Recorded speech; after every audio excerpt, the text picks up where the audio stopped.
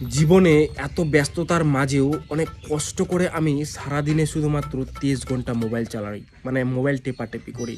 আর তোমরা কি করছো? তোমরা সারাদিনে একদম সারাদিনে টেপাটেপি করে যাচ্ছ। এগুলো কিন্তু ঠিক না, মোবাইল টেপাটেপি এত করা ঠিক না।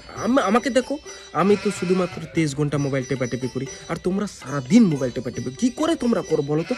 এরকম কেউ করে বলো তো? আমাকে দেখে কিছু শেখো। আমি সারাদিনে মাত্র খালি 23 ঘন্টা মোবাইল টেপাটেপি করি, আর তোমরা কি করছো? সারাদিন মোবাইল টেপাটেপি করছো। এটা কিন্তু ঠিক না, এতে কিন্তু চোখ নষ্ট হয়ে যেতে পারে। তার জন্য কি বলছি, তার জন্য মোবাইল টেপাটেপি বন্ধ করো। আমাকেই দেখো, আমি তো মাত্র 23 ঘন্টা মোবাইল চালাই।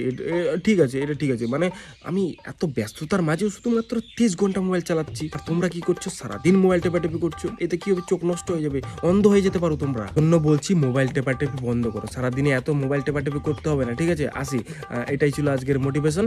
তো টাটা, বাই বাই। এই বলছিলাম যে আমার লাঠিটা কোন দিকে আছে? লাঠিটা লাঠিটা কোন দিকে আছে?